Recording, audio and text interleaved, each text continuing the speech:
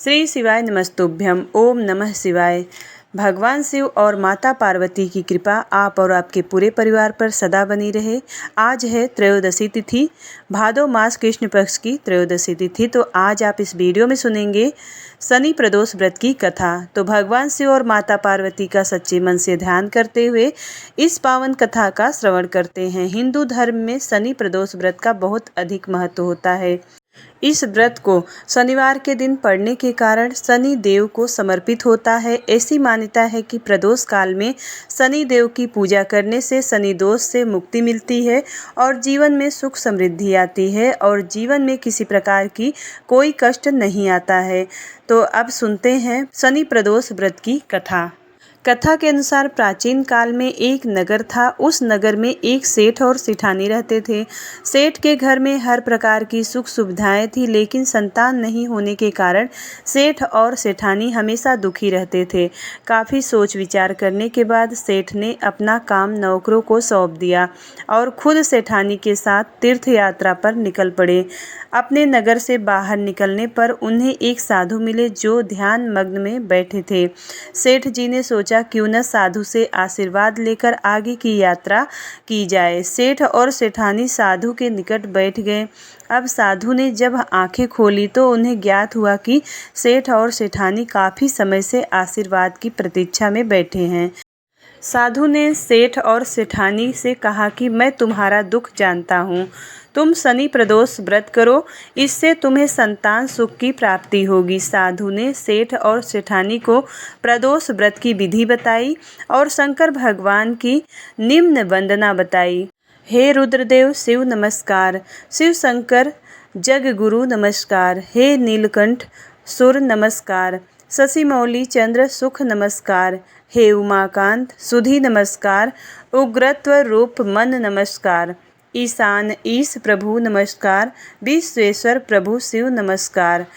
सेठ और सेठानी दोनों ने साधु से आशीर्वाद लेकर तीर्थ यात्रा के लिए आगे चल पड़े। तीर्थ यात्रा से लौटने के बाद सेठ और सेठानी ने मिलकर शनि प्रदोष व्रत किया, जिसके प्रभाव से उनके घर में एक सुंदर पुत्र का जन्म हुआ और खुशियों से उनका जीवन भर गया। प्रेम से बोलिए शनि देव महाराज की जय, भगवान शिव शंकर की जय, भगवान शनिदेव की जय। एक समय स्वर्गलोक में सबसे बड़ा कौन है के प्रश्न पर 9 ग्रहों में विवाद हो गया और इस विवाद का इतना बड़ा ही परस्पर भयंकर युद्ध की स्थिति बन गई। निर्णय के लिए सभी देवता देवराज इंद्र के पास पहुँचे और बोले कि हे देवराज, आपको निर्णय करना होगा कि हम में से कौन सा सबसे बड़ा है। देवताओं का प्रश्न सुनकर देवराज इंद्र उलझन में पड़ गए और इंद्र बोले कि मैं इस प्रश्न का उत्तर देने में असमर्थ हूँ। हम सभी पृथ्वी लोक में उज्जैनी नगरी में राजा विक्रमादित्य के पास चलते हैं। देवराज इंद्र सहित सभी ग्रह देवता उज्जैनी नगरी पहुँचे। महल में पहुंचकर उस देवताओं ने उनसे अपना प्रश्न पूछा तो राजा विक्रमादित्य भी कुछ देर के लिए परेशान हो उठे, क्योंकि सभी देवता अपनी अपनी शक्तियों के कारण महान थे। किसी को भी छोटा या बड़ा कह देने से उनके क्रोध के प्रकोप से भयंकर हानि पहुंच सकती थी। अचानक राजा विक्रमादित्य को एक उपाय सूझा और उन्होंने विभिन्न धातुओं स्वर्ण, रजत, चांदी, कांसा, तांबे और सीसा, रांगा, जस्ता, अम्भ्रक व लोहे के 9 आसन बनवाए। धातुओं के गुणों के अनुसार सभी आसनों को एक दूसरे के पीछे रखकर उनसे देवताओं को अपने अपने सिंहासन पर बैठने के लिए कहा। देवताओं के बैठने के बाद राजा विक्रमादित्य ने कहा कि आपका निर्णय तो स्वयं हो गया है। जो सबसे पहले सिंहासन पर विराजमान है वही सबसे बड़ा है। राजा विक्रमादित्य के निर्णय को सुनकर शनि देवता ने सबसे पीछे आसन पर बैठने के कारण अपने को छोटा जानकर क्रोधित होकर कहा कि राजा विक्रमादित्य, तुमने मुझे सबसे पीछे बैठाकर मेरा अपमान किया है। तुम मेरी शक्तियों से परिचित नहीं हो, मैं तुम्हारा सर्वनाश कर दूंगा। शनि ने कहा कि सूर्य एक राशि पर 1 महीने, चंद्रमा 2.25 दिन और मंगल 1.5 महीने, बुध और शुक्र 1 महीने, बृहस्पति 13 महीने रहते हैं, लेकिन मैं किसी राशि में 7.5 वर्ष 7.5 तक रहता हूँ। बड़े बड़े देवताओं को मैंने अपने प्रकोप से पीड़ित किया है। राम को साढ़े साती के कारण ही वन में जाकर रहना पड़ा और रावण को साढ़े साती के कारण ही युद्ध में मृत्यु का शिकार बनना पड़ा।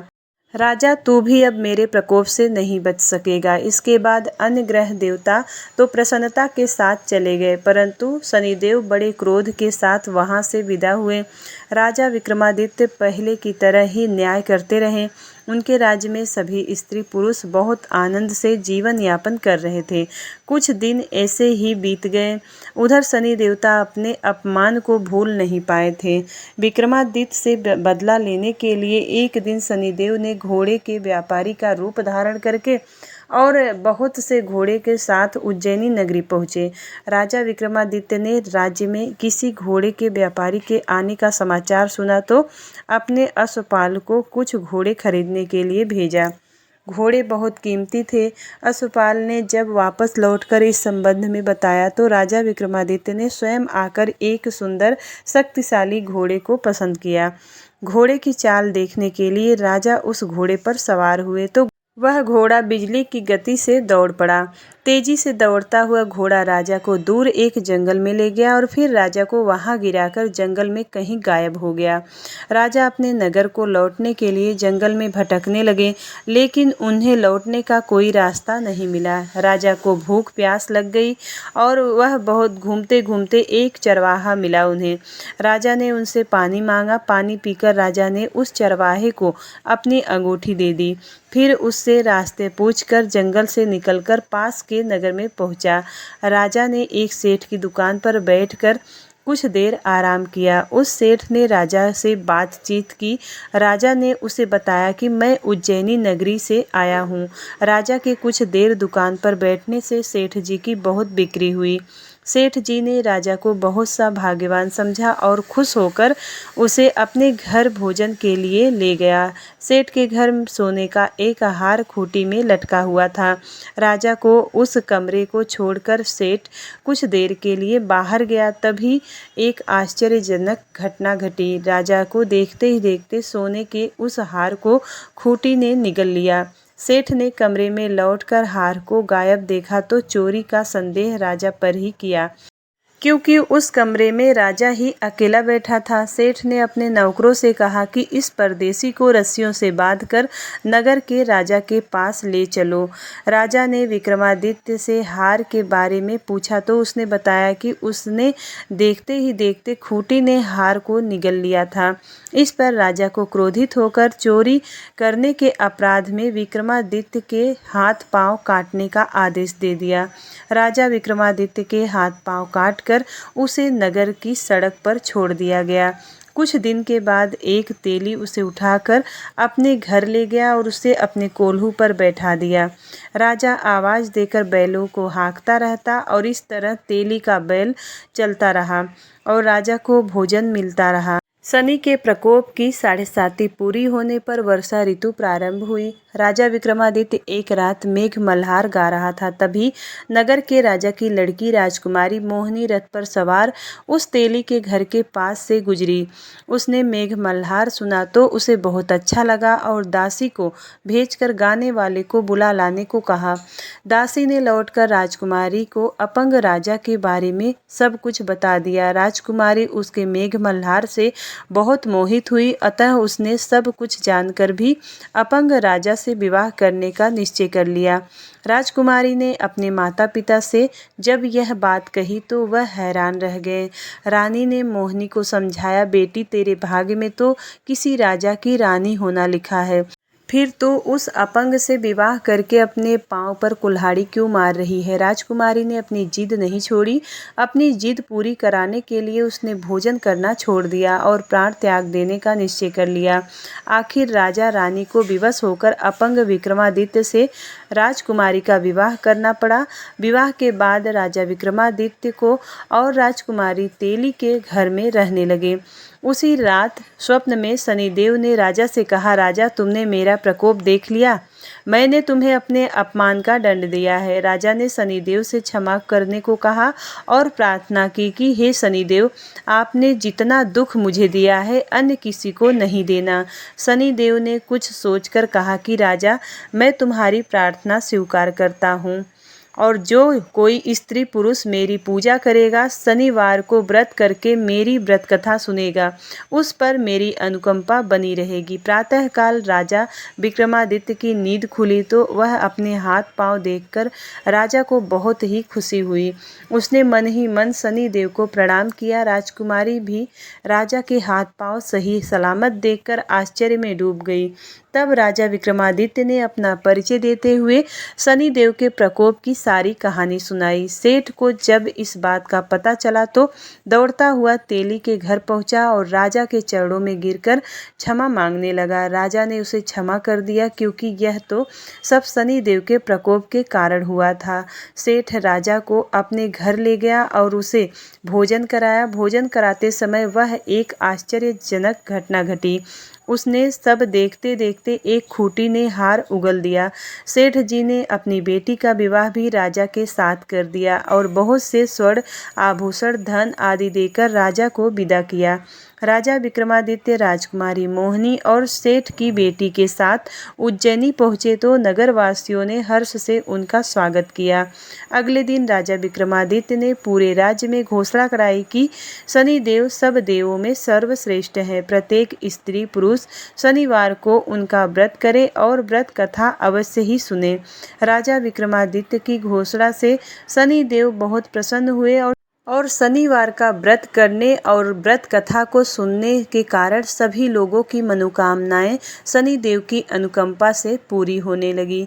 सभी लोग आनंद पूर्वक रहने लगे। हे शनिदेव महाराज, आपने जैसे राजा के साथ किया वैसे किसी के साथ नहीं करना, और जैसे राजा के ऊपर अपनी कृपा दृष्टि की वैसे ही सबके ऊपर अपनी कृपा दृष्टि बनाए रखना। प्रेम से बोलिए शनिदेव महाराज की जय।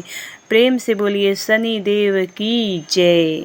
भगवान शिव शंकर की जय। जय गणेश गिरिजा सुवन मंगल मूल सुजान, कहत अयोध्या दास तुम देहु अभय वरदान। जय गिरिजापति दीन दयाला, करत सदा संतन प्रतिपाला। भाल चंद्रमा सोहत नीके, कानन कुंडल नाग फनी के। अंग गौर सिर गंग बहाए, मुंड बाल तन छार लगाए। वस्त्र खाल बाघंबर सोहे, छवि को देखी नाग मुनि मोहे। मैना मातु की है दुलारी, बाम अंग सोहत छवि न्यारी। कर त्रिशूल सोहत छवि भारी, करत सदा शत्रुन क्षयकारी। नंदी गणेश सोहे तह कैसे, सागर मध्य कमल है जैसे।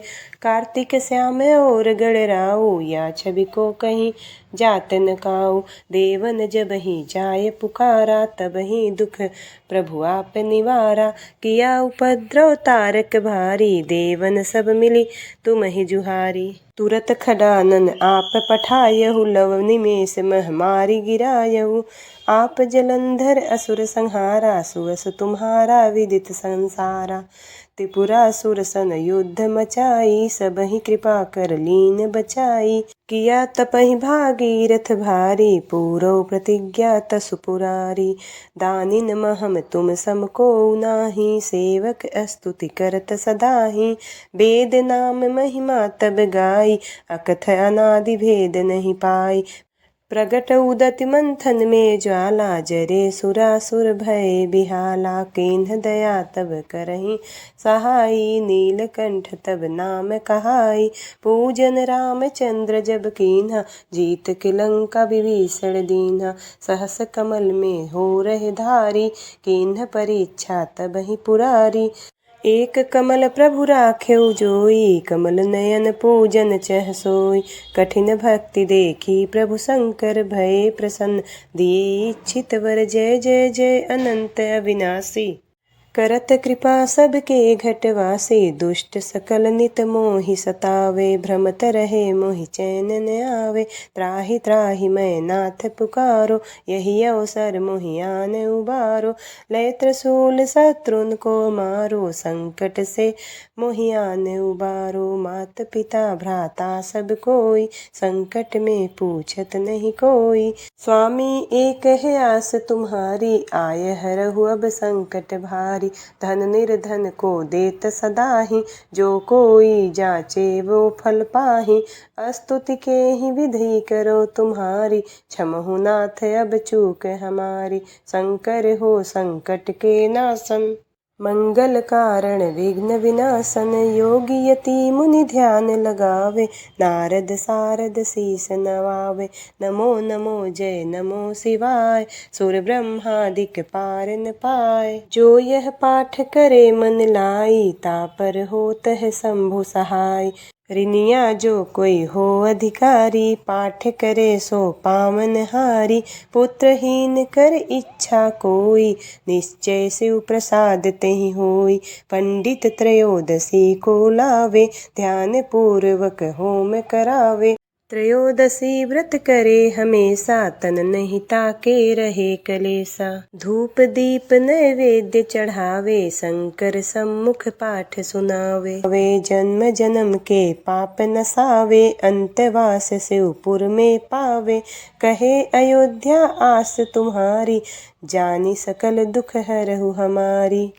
नित्य नेम कर प्रातः ही, पाठ करो 40। तुम मेरी मनोकामना, पूर्ण करो जगदीश।